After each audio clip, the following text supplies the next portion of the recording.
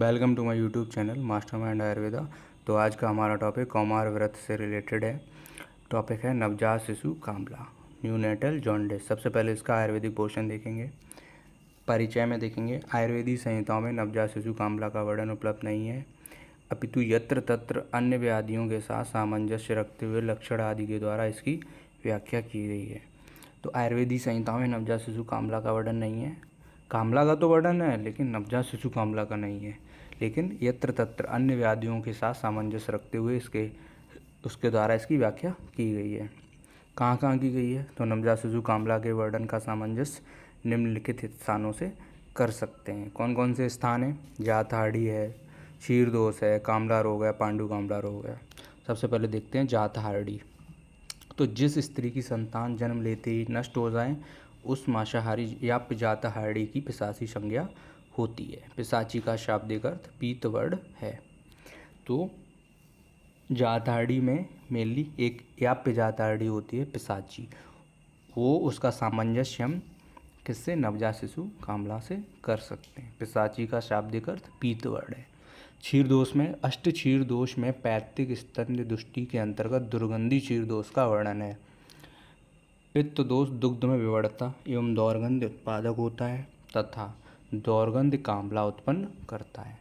अष्ट क्षीरदोष में पैतृक स्तन्य दुष्टि के अंतर्गत दो होते हैं, दौर्गंध और विवर्तता। इसमें से जो दौर्गंध होता है वो कामला उत्पन्न करता है। तो इसका सामंजस्य नवजात शिशु कामला से कर सकते हैं। कामला रोग, कामला मूलतः पैतृक विकार है, अतः निदान स्वरूप पित्त दोष से दूषित दुग्ध का पान करने से बालक में स्वेद, अतिचार, तृष्णा, सार्वदैहिक उष्णता से युक्त कामला रोग हो जाता है। तो इसका सामंजस्य इसलिए इससे भी कर सकते हैं। पांडु कामला रोग, आचार्य काश्यप ने कामला के लक्षणों का वर्णन वेदना अध्याय में किया है। वेदना अध्याय जिसमें कि 30 डिजीज़ हैं, आचार्य काश्यप ने वर्णन किया है वेदना अध्याय का, उसमें कामला का वर्णन किया है। तो उससे सामंजस्य कर सकते हैं नवजात शिशु कामला का। उसमें क्या बोला है? पीत, छछु, नक, मुख, विड़मूत्र, कामला, अर्धता। यानी पीत, पीला हो जाता है क्या? छछु यानी हमारे नेत्र, नख, मुख, मूत्र और मल। ठीक है। पांडु एवं कामला दोनों में रोगी उत्साह शून्य, नष्ट जठराग्नि होकर रुधिर के प्रति आकांक्षा रखता है। ये हो गया इसका आयुर्वेदिक पोर्शन। अब देखते हैं मॉडर्न पोर्शन न्यूनेटल जॉन्डिस का, यानी नवजात शिशु कामला। तो सबसे पहले डेफिनेशन, तो neonatal jaundice is yellowish discolouration of conjunctiva, sclera, skin and mucous membrane due to हाइपरबिलुरुबिनीमिया।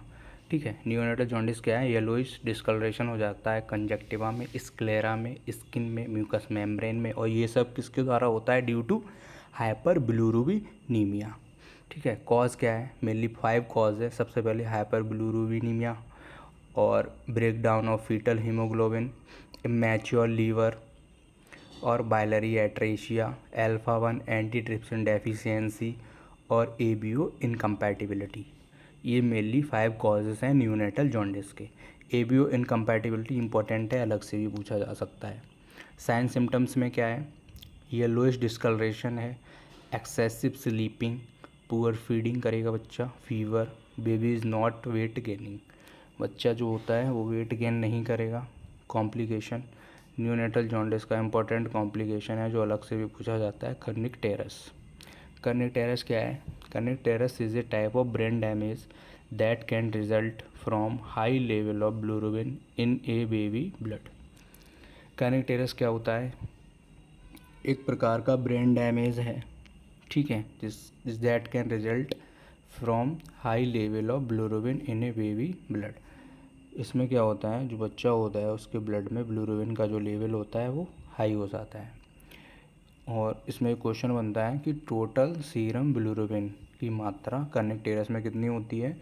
तो वो होता है ग्रेटर देन 25 mg/dl। ठीक है।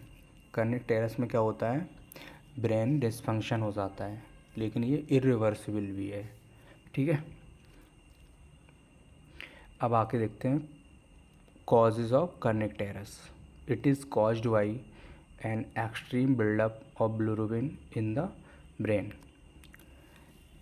साइन सिम्टम्स क्या हैं कर्निक के? पुअर फीडिंग करेगा, high pitch cry, irritability, lethargy यानी स्लीपीनेस, एपनिया की कंडीशन हो जाएगी, hearing loss, it cause problem with vision and teeth, some time it can cause intellectual disability. Intellectual disability मतलब difficulty in thinking process, mental disorder type का हो जाएगा। ये sign symptom हो गए कर्निक के। अब देखते हैं टाइप ऑफ न्यूनेटल जॉन्डिस। दो टाइप की है, physiological jaundice, pathological jaundice. If jaundice develop after 24 hour of delivery, अगर डिलीवरी की 24 घंटे के बाद जो जॉन्डिस डेवलप हो रही है दैट इज़ फिजियोलॉजिकल जॉन्डिस। और विद इन 24 आवर डिलीवरी को जो जॉन्डिस डेवलप हो रही है दैट इज़ पैथोलॉजिकल जॉन्डिस। तो देखते हैं फिजियोलॉजिकल में जो बिलिरुबिन लेवल है वो लेस देन 5 mg पर DL होता है। Clinically not detectable after 40 days, 40 days के बाद क्लिनिकली इसको डिटेक्ट नहीं कर सकते हैं। इट क्योर विदाउट ट्रीटमेंट, ठीक है, इसमें कोई ज़्यादा ट्रीटमेंट की नीड नहीं है, क्योर हो जाता है। लेकिन जो पैथोलॉजिकल जॉन्डिस है उसमें बिलिरुबिन का लेवल ग्रेटर देन 5 mg पर DL पर डे होता है, और इसमें जो बिलिरुबिन का लेवल है वो इंक्रीज़ होता है 0.2 mg पर DL पर आवर, ठीक है। Jaundice persist after 40 days, 40 days के बाद भी जॉन्डिस परसिस्ट हो सकती है, इसमें ट्रीटमेंट की नीड होती है। तो ये दो टाइप हो गए, फिजियोलॉजिकल, पैथोलॉजिकल, ठीक है। अगर डिलीवरी के विद इन 24 आवर डेवलप हो रही है जॉन्डिस तो पैथोलॉजिकल जॉन्डिस, 24 आवर के बाद डेवलप हो रही है जॉन्डिस तो फिजियोलॉजिकल जॉन्डिस। अब देखेंगे ट्रीटमेंट। तो ट्रीटमेंट में ब्लड ट्रांसफ्यूज़न, एंटीबायोटिक्स, फोटोथेरेपी एक मशीन होती है जिसमें लाइट का यूज़ करते हैं न्यूनेटल जॉन्डिस के ट्रीटमेंट में। इसमें ब्लू ग्रीन लाइट होती है, वेवलेंथ होती है जिसकी 460 to 490 नैनोमीटर। ये क्या करती है, जब ये लाइट पड़ती है तो ऑलरेडी बच्चे में बिलिरुबिन का लेवल ज़्यादा है, ठीक है, और जो बिलिरुबिन होता है वो वाटर सॉल्युबल नहीं होता है, तो जब लाइट पड़ेगी तो जो बिलिरुबिन होगा वो कन्वर्ट हो जाएगा लूमीरूबिन में, और जो लूमीरूबिन होता है वो वाटर सॉल्युबल होता है, और जब बच्चा यूरिन पास करेगा तो जो बिलिरुबिन कन्वर्ट हुआ है लूमीरूबिन में वो एक्सक्रीट हो जाएगा यूरिन के थ्रू, जिससे क्या होगा, बिलिरुबिन का लेवल कम हो जाएगा ब्लड में, और जब बिलिरुबिन का लेवल कम हो जाएगा तो न्यूनेटल जॉन्डिस क्योर होगा, ठीक है। इसलिए फोटोथेरेपी का यूज़ करते हैं। अब बात करते हैं ब्रेस्ट मिल्क जॉन्डिस की। इसको दूसरा नाम भी है ब्रेस्ट फीडिंग जॉन्डिस, और इसको एक नाम और दिया है सब ऑप्टिमल इनटेक जॉन्डिस। देखते हैं introduction. It is also called suboptimal intake jaundice most often occurs in the first week of life when breast feeding is being established.